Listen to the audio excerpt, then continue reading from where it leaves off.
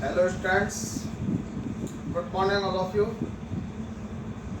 Today I will deliver lecture on the officials on Constituent Assembly. संविधान सभा के पदाधिकारियों के बारे में चर्चा करेंगे आज। पहले डाल देता हूँ संविधान सभा के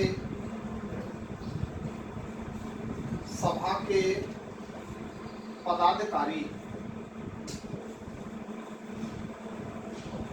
संविधान सभा के पदाधिकारियों पर देखें आप, क्योंकि 9 दिसंबर 1946 को संविधान सभा की पहली मीटिंग हुई।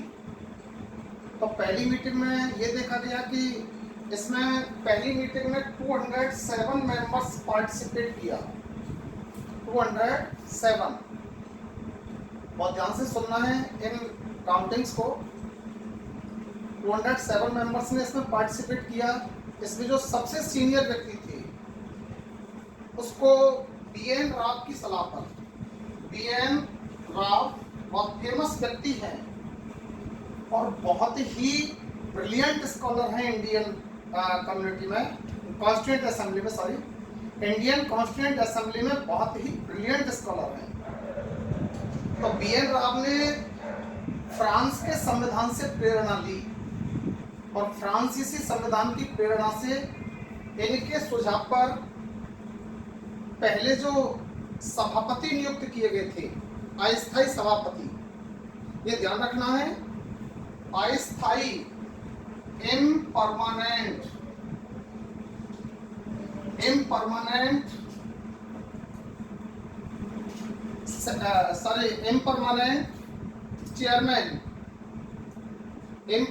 चेयरमैन जो बनाए गए थे, जिनका नाम आप अक्सर जानते हैं, अस्थायी, जिनको कई गलती से हम अस्थायी उपाध्यक्ष बोलते हैं, सॉरी अस्थायी अध्यक्ष बोलते हैं। अध्यक्ष शब्द का इस्तेमाल करना गलत है, ठीक है ना। तो ये अस्थायी चेयरमैन थे और इनका नाम था सच्चिदानंद सिन्हा। पहला व्यक्ति सच्चिदानंद सिन्हा, अस्थायी चेयरमैन, अस्थायी सभापति। अब एक व्यक्ति हो गया। दूसरा व्यक्ति वही अस्थायी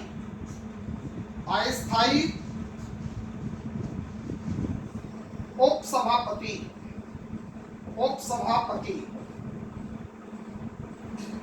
अस्थायी उपसभापति, ये भी बहुत ब्रिलियंट स्कॉलर थे, फ्रैंक जे एंथोनी।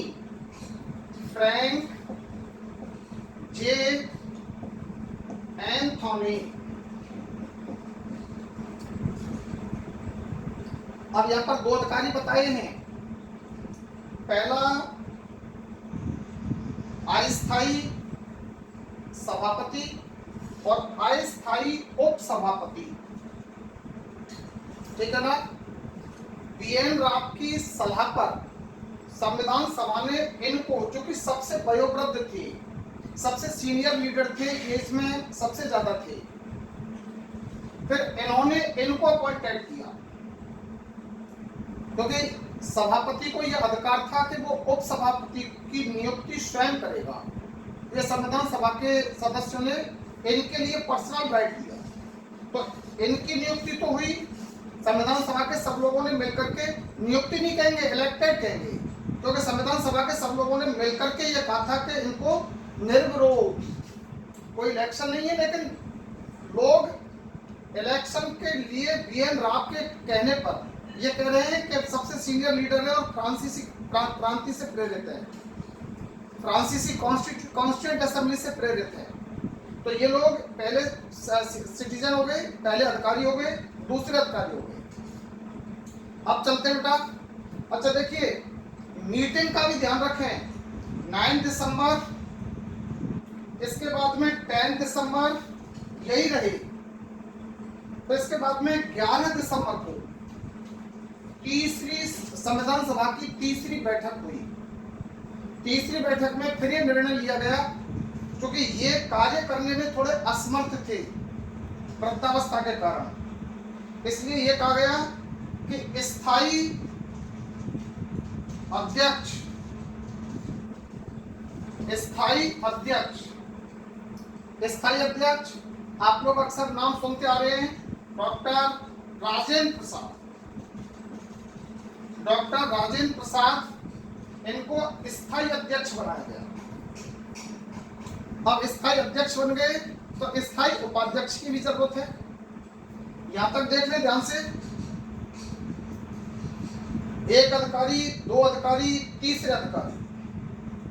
और कई बार ये क्वेश्चन पूछा गया है, डॉक्टर राजेंद्र प्रसाद को संविधान सभा की कौन सी बैठक में, क्योंकि हम ये कंफ्यूज हो जाते हैं कि हम 10 दिसंबर को नहीं पढ़ती और पढ़ाने वाले भी सीधे 9 दिसंबर के बाद में 11 दिसंबर को पढ़ाते हैं।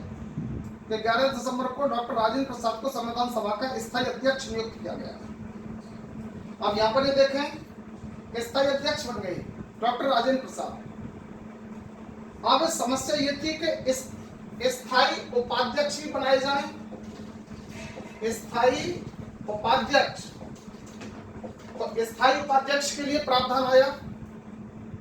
स्थायी उपाध्यक्ष के लिए एक व्यक्ति का नाम सुझा दिया गया, H.C. मुखर्जी। H.C. मुखर्जी,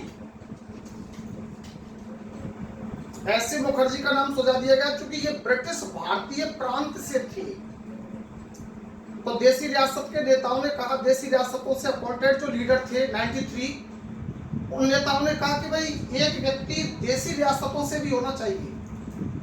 तो देसी रियासतों में से जब बात आई तो अलवर रियासत के अपॉइंटेड व्यक्ति थे। अलवर रियासत की तरफ से संविधान सभा में व्यक्ति भेजे गए थे जिनका नाम था N.V. खरे। अलवर रियासत के N.V. खरे ने यह सुझाव दिया कि देसी रियासतों में से भी एक व्यक्ति को अस्थायी उपाध्यक्ष, स्थायी उपाध्यक्ष बनाया जाए। स्थायी उपाध्यक्ष बनाया जाए। अब स्थायी अध्यक्ष उपाध्यक्षों की बात चल रही है, तो एक तो H.C. मुखर्जी को बना दिया, दूसरा N.V. खरे के सुझाव पर V.T. कृष्णामाचारी, V.T.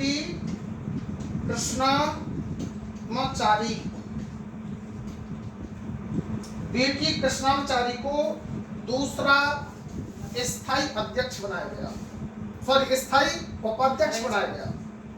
तो यहां पर ये देख लें, एक तो N.V. खरे का सजेशन, इतना डेप्थ बहुत ऊपर तक के एग्जाम में जाता है, यूपीएससी तक, आरएस तक, लेकिन आप लोगों के लिए N.V. खरे का सजेशन और V.T. कृष्णामाचारी। अब आप लोगों के लिए एक चीज बहुत इंपॉर्टेंट बन जाती है कि V.T. कृष्णामाचारी किस रियासत के प्रतिनिधि थे। यहाँ पर यह ध्यान रखना है, V.T. कृष्णामाचारी जयपुर रियासत के संवैधानिक प्रतिनिधि थे। जयपुर रियासत से संविधान सभा में नियुक्त, राजा के द्वारा नियुक्त किए गए प्रतिनिधि थे।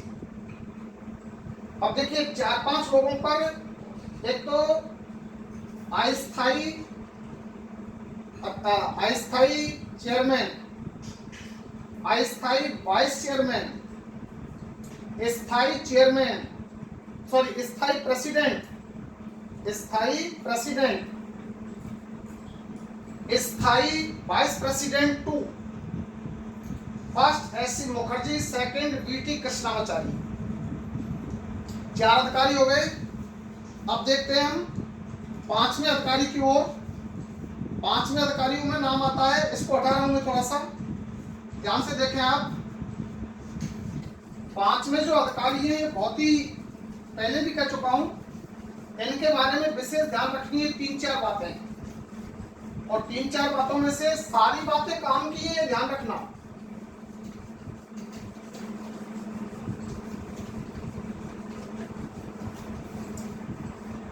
अगले व्यक्ति हैं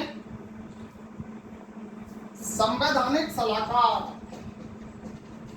संवैधानिक सलाहकार, और इसके बारे में आप जानते हैं B.N. VN राव, ठीक है ना। VN राव इनको 1946 में ही लॉर्ड बावेल के द्वारा, जो उस समय भारत के वायसराय थे, लॉर्ड बावेल के द्वारा इनको 1946 में ही संवैधानिक सलाहकार नियुक्त किया गया था। ये विशेष इंपॉर्टेंट बात है कि VN राव संविधान सभा के सदस्य नहीं थे। VN राव संविधान सभा के सदस्य नहीं थे, लेकिन अचीवमेंट्स देखिए, भारतीय प्रशासनिक सेवा के सदस्य रहे, कलकत्ता हाई कोर्ट के न्यायाधीश रहे, जम्मू कश्मीर में प्रधानमंत्री रहे महाराज हरि सिंह के यहाँ। इसके बाद में हैदराबाद रियासत को लेकर यूएनओ में भारत की तरफ से प्रतिनिधि नियुक्त किए गए। हैदराबाद रियासत के मसले को लेकर भारत की तरफ से यूएनओ में प्रतिनिधि नियुक्त किए गए। भारत की अस्थायी मेंबरशिप को लेकर सुरक्षा परिषद में सदस्य रहे। भारत की अस्थायी मेंबरशिप को लेकर सुरक्षा परिषद में ये भारत के प्रतिनिधि रहे। और इंपॉर्टेंट बात, यूएनओ में सुप्रीम कोर्ट, यूएनओ के सुप्रीम कोर्ट में, अर्थात यूएनओ का जो अंतरराष्ट्रीय न्यायालय है, जिसको इंटरनेशनल कोर्ट कहेंगे, सुप्रीम कोर्ट, कई एक मिस्टेक भाग्यवल्ली हो जाती है मुझसे, तो जो अंतरराष्ट्रीय न्यायालय है जिसका मुख्यालय हेग में है, ये अंतरराष्ट्रीय न्यायालय में न्यायाधीश भी रहे। तो ये व्यक्ति संवैधानिक सलाहकार रहने के नाते इन्होंने संविधान निर्माण में बड़ी महत्वपूर्ण भूमिका निभाई। अगले जो इंपॉर्टेंट व्यक्ति आते हैं वो आते हैं संविधान सभा के सचिव। संविधान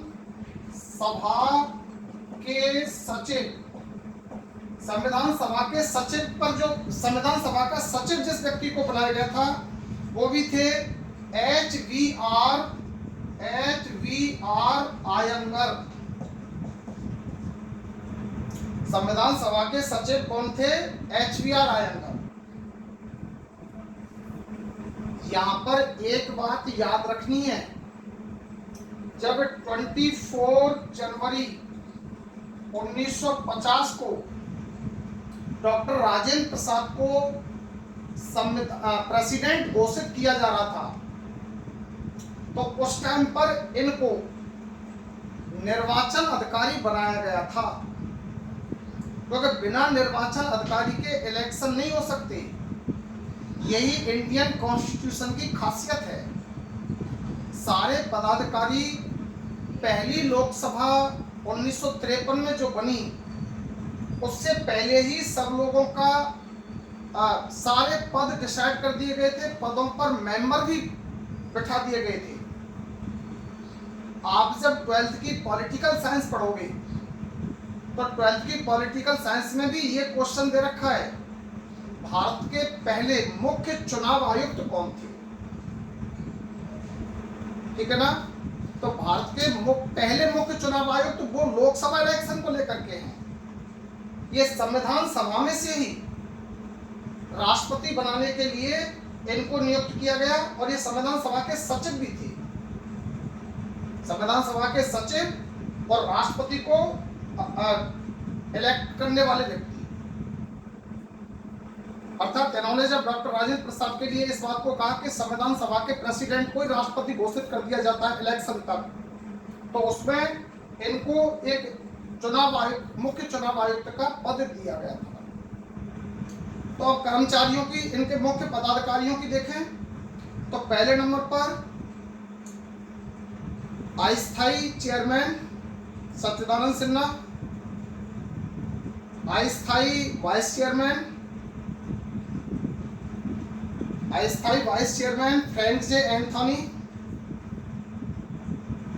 तीसरे नंबर पर देखें स्थायी अध्यक्ष डॉक्टर राजेंद्र प्रसाद। अस्थायी अध्यक्ष दो आएंगे एक साथ, एस.सी. मुखर्जी और वी.टी. कृष्णाचारी,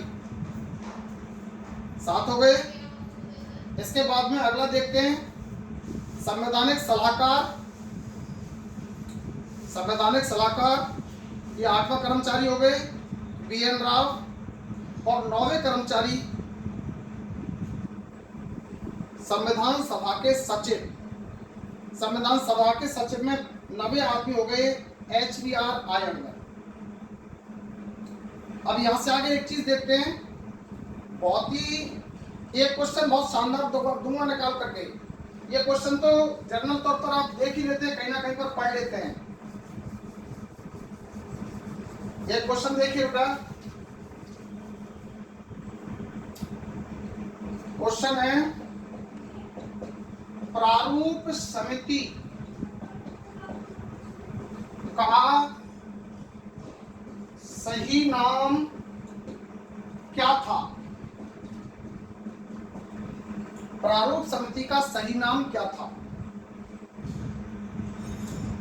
अब प्रारूप समिति का सही नाम निकल कर के आएगा, देखिए आप। बी.एन. राव को इस बात के लिए नियुक्त किया गया कि आप संविधान सभा में सलाहकार के तौर पर काम करेंगे, लेकिन बी.एन. राव को यह भी कहा गया कि आप पहले संविधान का एक मसवदा, संविधान का एक प्रारूप तैयार करें। तो बी.एन. राव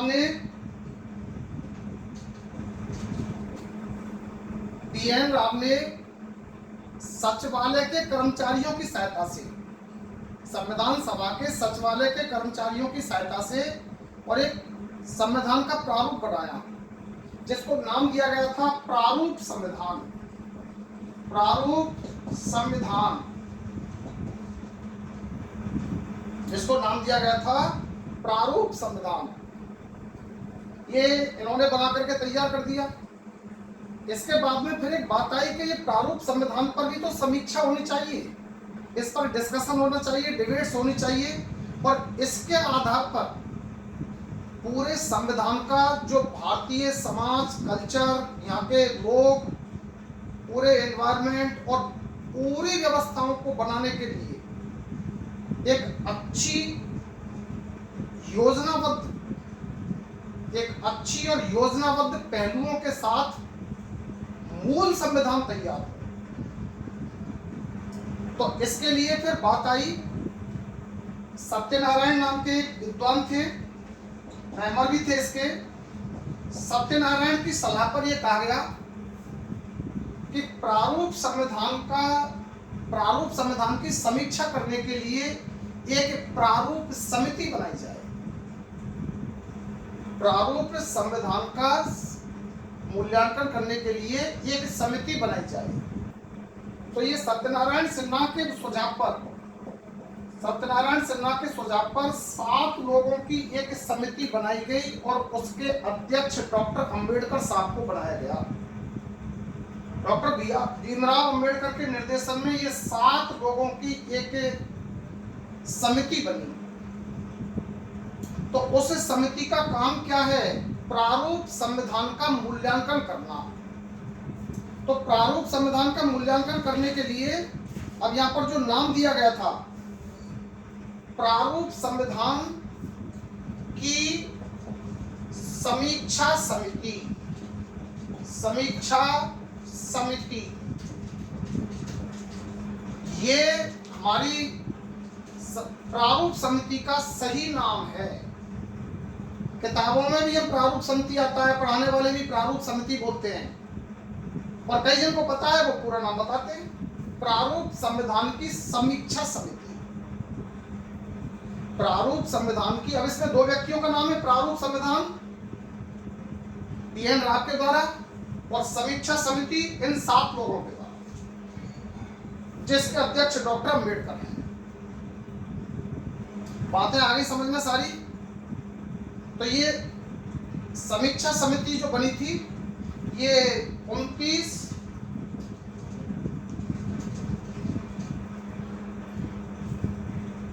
अगस्त 1947 को, 29 अगस्त 1947 ये समिति बनी और इसी ने बाद में काम किया और इसी ने जो संविधान सही तरीके से रेखांकित किया, लिपिबद्ध किया, या सॉरी लिपिबद्ध नहीं, उसको भारतीय व्यवस्था, भारतीय संस्कृति, परंपरा, लोक, जाति, धर्म, समुदाय, यहाँ के विभिन्न पहलुओं को ध्यान में रखते हुए वो फिर फाइनल रूप इस समिति के द्वारा दिया गया। एक क्वेश्चन, दो क्वेश्चन और इंपॉर्टेंट देखिए। सबसे पहले उद्देश्य प्रस्ताव, इसके अंदर अलग से बताइए, यहाँ पर खत्म हो गई बात। उद्देश्य प्रस्ताव 13 दिसंबर 1946 को नेहरू ने प्रस्तुत किया। इसको सब जानते हैं कि उद्देश्य प्रस्ताव ऑब्जेक्टिव रेजोल्यूशन नेहरू के द्वारा 13 दिसंबर 1946 को प्रस्तुत किया गया। अब क्वेश्चन यह आता है कि उद्देश्य प्रस्ताव का विरोध करने वाले कौन थे? उद्देश्य प्रस्ताव का विरोध करने वाले कौन थे? तो उद्देश्य प्रस्ताव का विरोध करने वालों में आपको यह ध्यान रखना है विशेषकर रूप से कि उद्देश्य प्रस्ताव का विरोध डॉक्टर अंबेडकर और एक व्यक्ति और थे उनके साथ में जिन्होंने इसका विरोध किया था।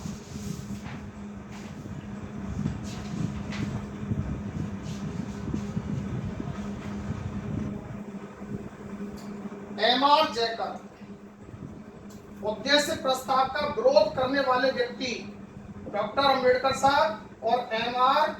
जैकब, इन दो व्यक्तियों ने उद्देश्य प्रस्ताव का विरोध किया था क्योंकि उद्देश्य प्रस्ताव में केवल 8 उद्देश्यों की पूर्ति हो रही थी और अंबेडकर साहब और एम.आर. जैकब कह रहे थे कि प्रारूप ऑब्जेक्टिव रेजोल्यूशन में जो 8 प्रस्ताव दिए गए हैं यही भारतीय समुदाय के लिए सफिशिएंट नहीं है, पर्याप्त नहीं है।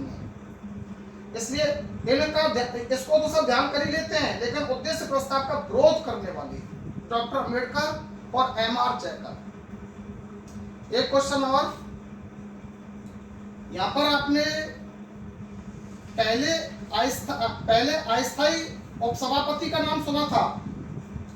अस्थायी उपसभापति थे फ्रैंक जे एंथोनी।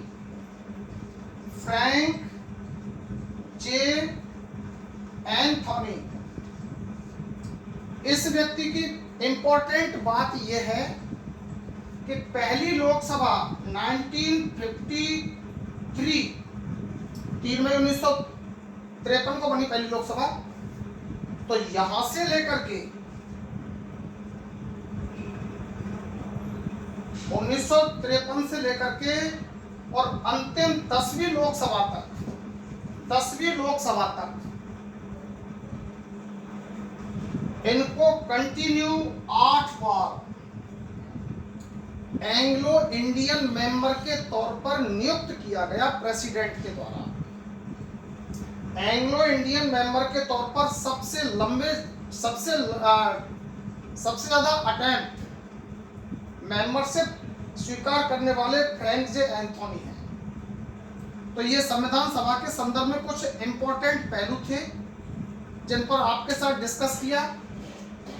देखिए थोड़ा सा रिसोर्स का शॉर्टेज है, इसलिए व्यवस्थाएं सही नहीं जम पा रही हैं, लेकिन फिर भी आप पेशेंस रखें, आपको अच्छे से अच्छा मैटर प्रस्तुत किया जाएगा। 1-2 दिन में वर्ल्ड हिस्ट्री पर लेक्चर दूंगा, 12th क्लास की पॉलिटिकल साइंस पर भी लेक्चर दूंगा। Thank you.